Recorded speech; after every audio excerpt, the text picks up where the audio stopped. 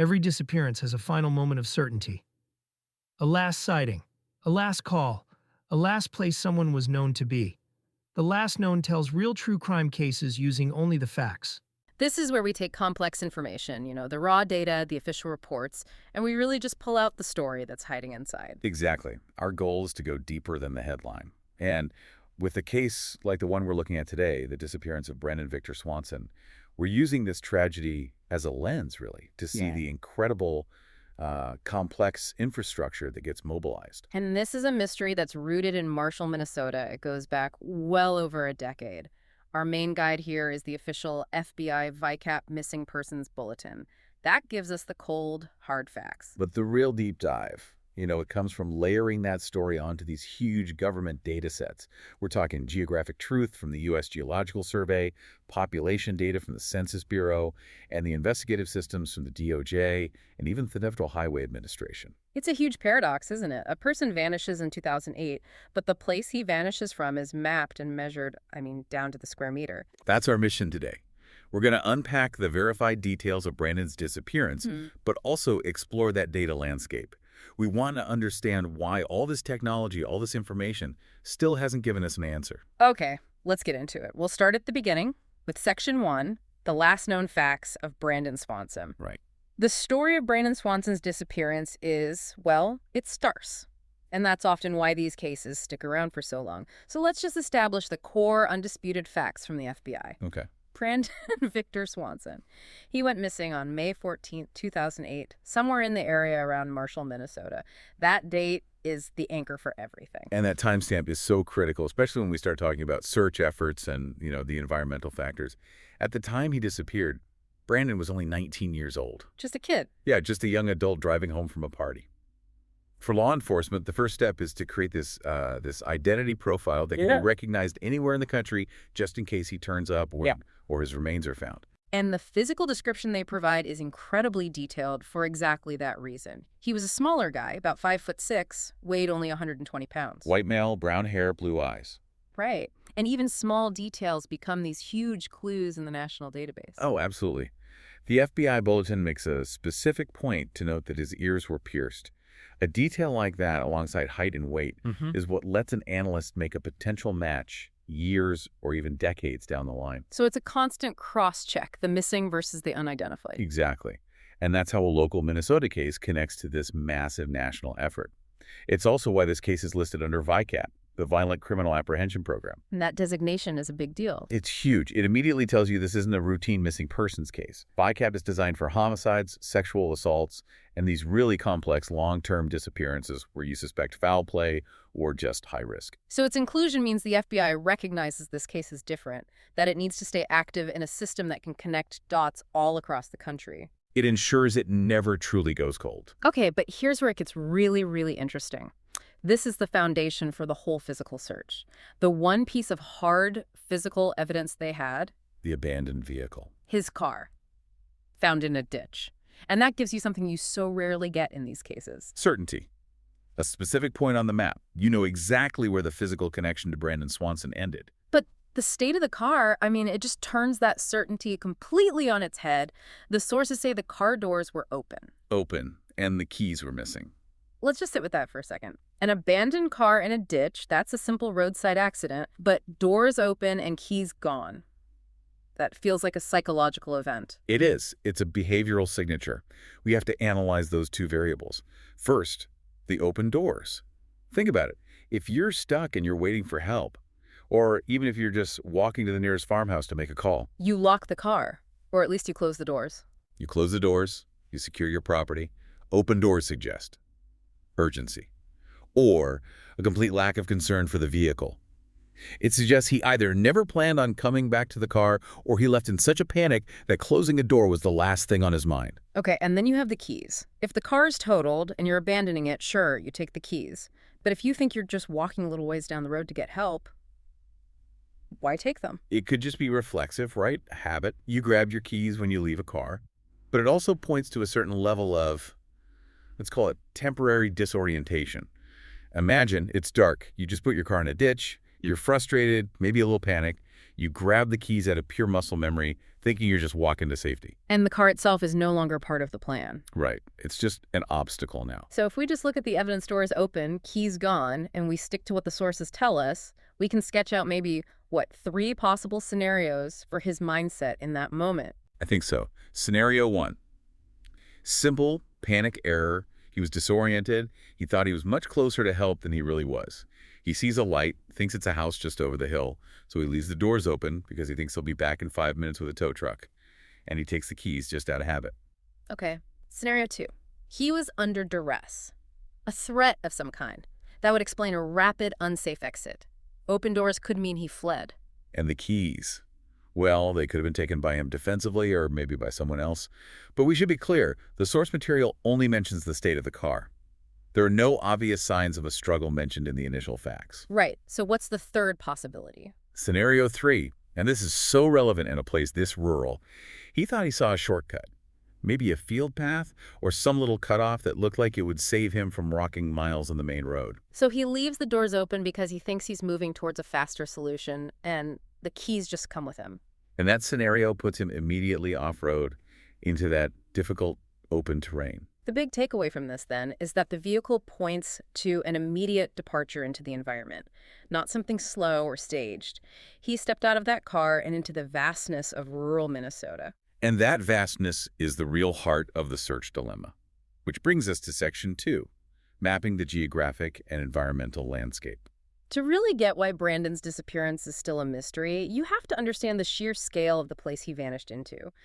Marshall, Minnesota is near Yellow Medicine County, and we can use U.S. Census Bureau data to really paint a picture of this area. And this context is absolutely critical. We're not talking about a dense forest where someone could easily hide or a big city where they could just blend in. No, this is a massive, low-density agricultural landscape. I'm looking at the census data for Yellow Medicine County. The land area is huge, over 759 square miles. And the population compared to that size is tiny.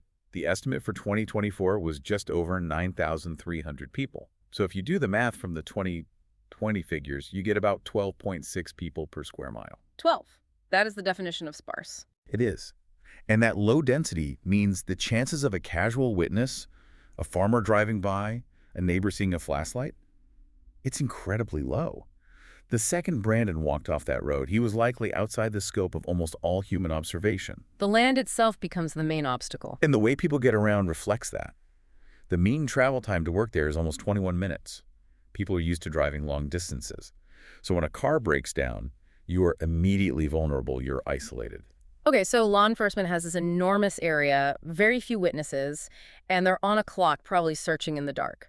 This is where they have to pivot from human observation to specialized government geospatial data to even begin planning a search. This is where they build the digital blueprint of the search area. And you start with the U.S. Geological Survey, the USGS, and a tool called the National Map. The National Map. So what is that exactly? Think of it as the master reference library for the physical world. For emergency management, it's designed to pull all these foundational data layers into one single comprehensive view. So what are those layers? What do they tell a search party on the ground? Well, they provide 3 key things. First is current elevation data.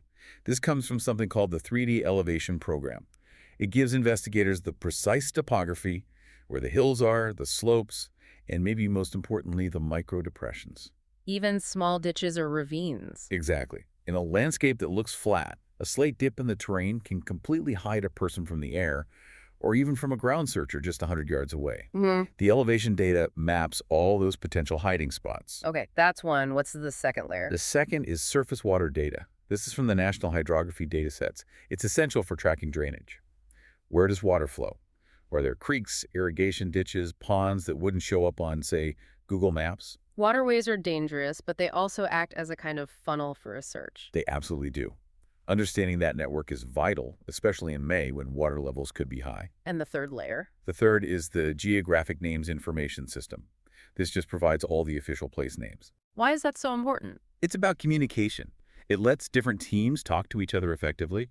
Instead of saying, we found something near that old barn, they can reference a named feature like Smith Creek. It standardizes the language across local police, state patrol, volunteers, everyone involved. So that gives them the lay of the land as it is now. But a search back in 2008, well, it needed more than that, especially if Brandon had gotten turned around on some old, forgotten path. And this is where historical mapping becomes a powerful forensic tool. The USGS has a service called TopoView, and it has maps going back to the 1880s right up to 2006. So an investigator can pull up a modern digital map and compare it to an old paper map from, say, 1950. What does that comparison actually give them? It reveals what we call ghost infrastructure. These are features that have been removed from the landscape, but their faint traces might still be there. Old field boundaries, abandoned dirt tracks, the foundations of an old farmhouse.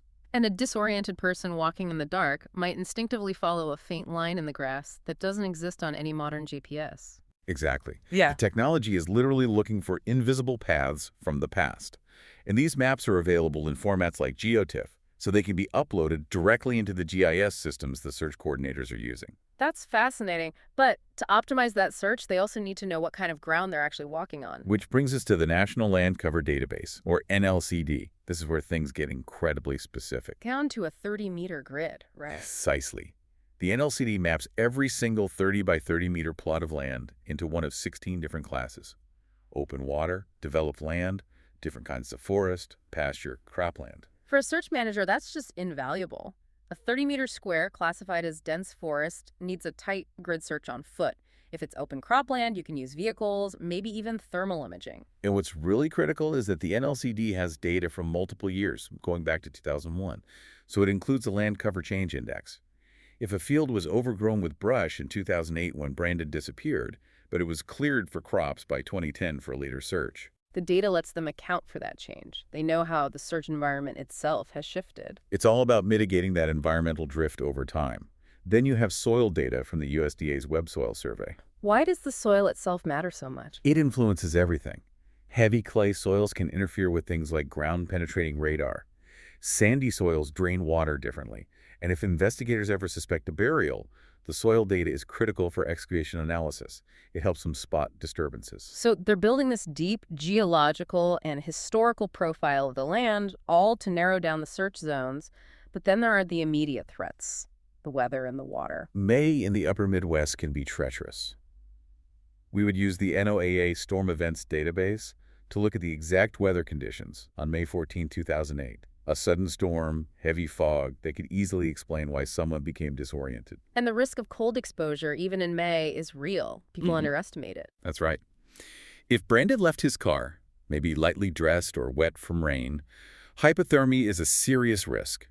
A freeze is below 32 degrees, but frost and critical cooling can happen in the mid-30s.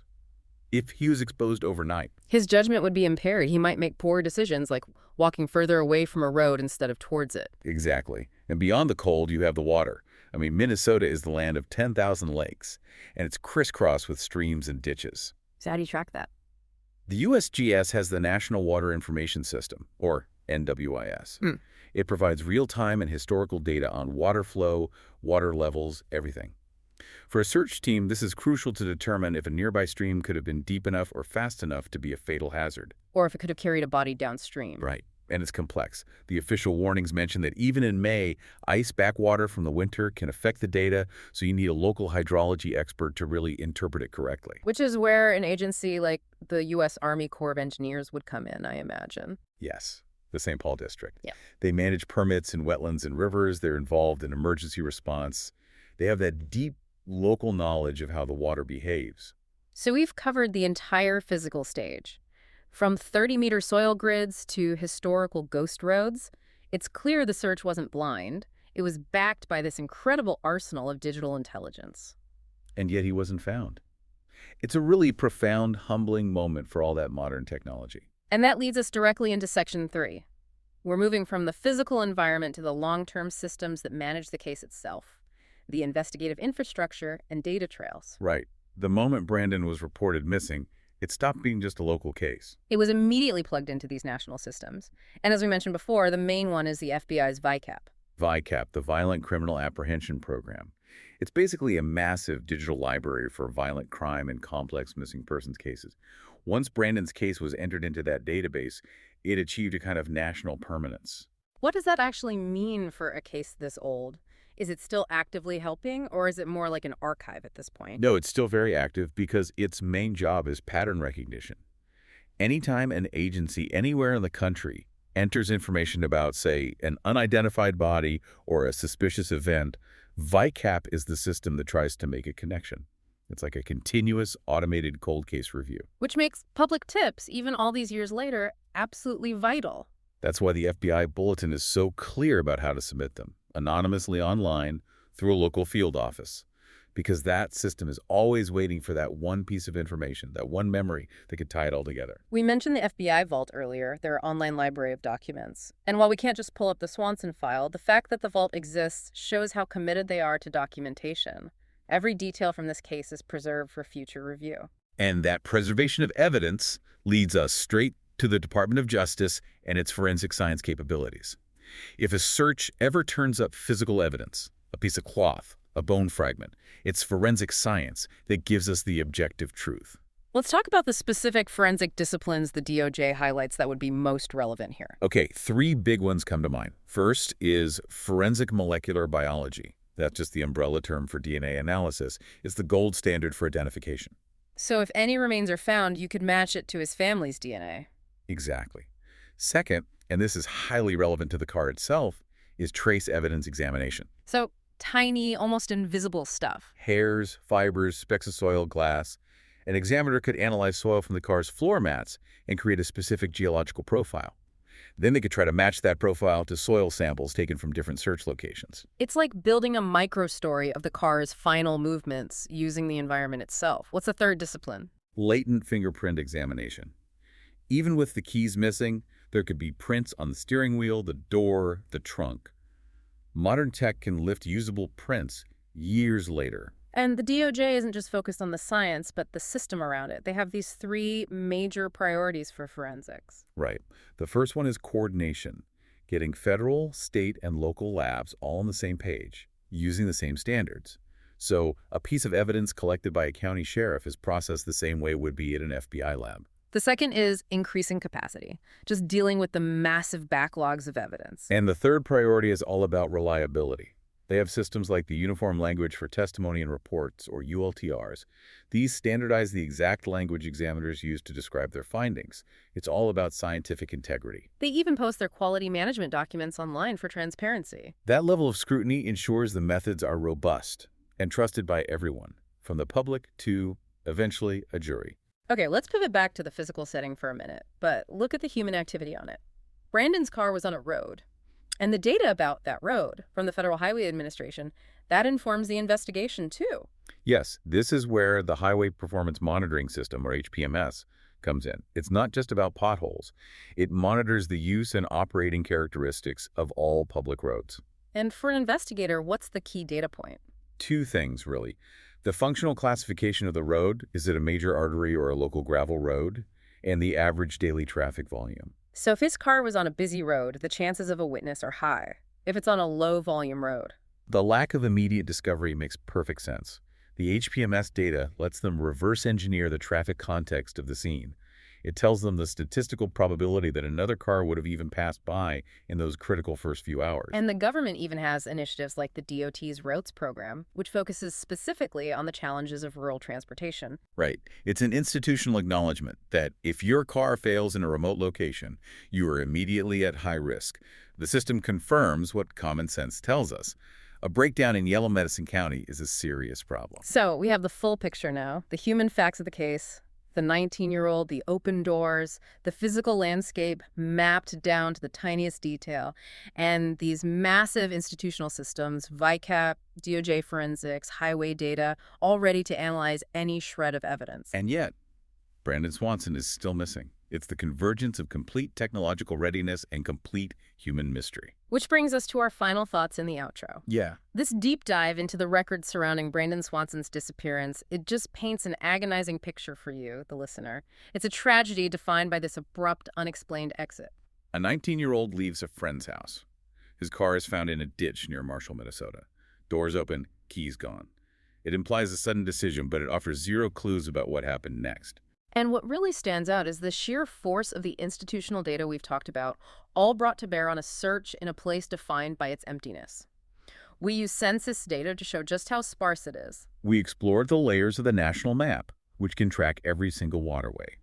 We look at the National Land Cover Database, which can classify every 30-meter plot of land and track how it's changed over decades. We established that investigators had historical maps, soil analysis, weather data, and this entire forensic infrastructure ready to go.